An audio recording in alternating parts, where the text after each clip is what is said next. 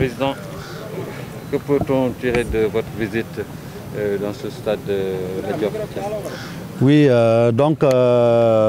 aujourd'hui nous nous sommes déplacés au stade Lat Diop, en compagnie des membres de la fédération, accompagnés de monsieur le préfet, mais aussi du président de la Ligue de Thiès et surtout, bien entendu, du directeur des infrastructures du ministère des Sports.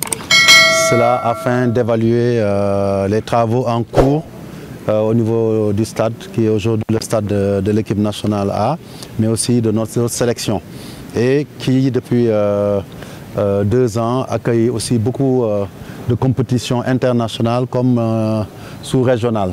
Je pense que par rapport au cahier des charges qui est fixé par la CAF dans le cadre de sa politique d'octroi des licences, nous sommes obligés de faire une mise à niveau du stade pour le rendre en adéquation avec les prérequis nécessaires pour être homologué. Et aujourd'hui, l'État avait eu à réaliser un certain nombre de travaux que la fédération est en train de compléter. Et nous avons pu voir que dans beaucoup de domaines, des améliorations sont en train d'être faites, puisque le deadline, c'est pouvoir être prêt pour les matchs du mois de juin, donc qui comptent pour les qualifications de la Coupe du Monde. Et ces travaux se situent à différents niveaux. Il y a d'abord, bien entendu, ce qui est le plus important pour un match de football et pour les acteurs de football, c'est la pelouse. Vous le savez, le ministre a donné les instructions pour fermer le stade afin qu'on travaille d'arrache-pied à rendre cette pelouse la meilleure possible et qu'elle puisse répondre aux normes internationales. Nous avons aujourd'hui des joueurs qui jouent dans de grands clubs, qui jouent de très grandes compétitions en Europe et qui ont l'habitude de jouer, je dirais, sur des moquettes en termes de qualité de gazon. Et il est important pour leur performance et aussi pour la qualité des images que nous proposons aux amateurs de football que cette pelouse soit bien faite. Après la pelouse, nous nous sommes attaqués depuis quelque temps à améliorer la situation des spectateurs. C'est ainsi qu'il a été décidé de transformer les tribunes pour que ça devienne des tribunes avec des places assises. C'était des tribunes en dur et nous avons décidé de mettre des sièges avec dossier dans l'ensemble des tribunes. Vous le verrez également prochainement. Pour la partie VIP, des sièges VIP seront disponibles pour vraiment faire en sorte que nous puissions non seulement savoir exactement combien de spectateurs sont là, parce que ces sièges-là, nous avons l'obligation de les numéroter, mais aussi que les gens soient dans un confort, les spectateurs qui viennent au stade, et dans la sécurité requise. Nous avons déjà réalisé aussi la rampe pour les personnes handicapées, ça c'est une exigence aussi de la CAF. Et autrement aussi, il y a d'autres aspects qui étaient importants, ce sont les blocs toilettes au niveau des différentes tribunes.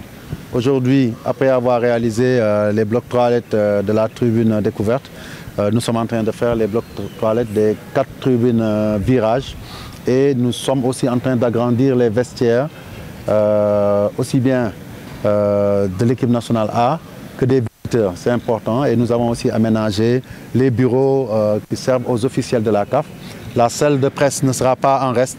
Tout cela, c'est pour vous dire que nous sommes en train de travailler d'arrache-pied, de la main dans la main avec les autorités, le ministre Matar Ba qui nous a envoyé ici avec le DIS pour pouvoir évaluer tout ça.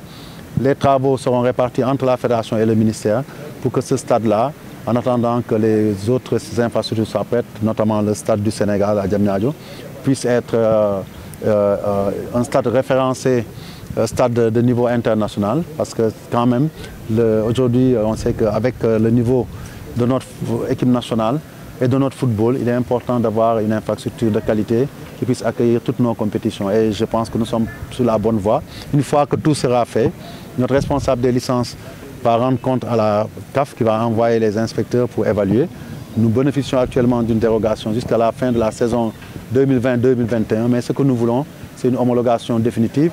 Je n'oublierai pas aussi tous les aménagements des voiries du stade, des parkings qui seront à faire. Et ça aussi, nous avons décidé avec le ministre de travailler la main dans la main pour réaliser ça. Mais sans oublier aussi les autorités locales de Thiès, les représentants de l'État qui vont nous aider parce que nous avons prévu de faire aussi des journées de nettoiement pour vraiment rendre tous les espaces autour du stade très propres, mais aussi mobiliser les gens pour que le stade soit sécurisé. Tout cela participe à faire de ce stade Lat Dior un bijou qui sera donc à la hauteur des attentes des Sénégalais, aussi à la hauteur de la dimension de notre équipe nationale et de l'hospitalité que nous voulons offrir à toutes les équipes qui vont venir ici jouer contre le Sénégal. Et je dois dire d'ailleurs qu'un pays dont le stade a été suspendu nous a sollicité pour pouvoir jouer au mois de juin ici. Donc nous aurons un match ici et un match à l'extérieur.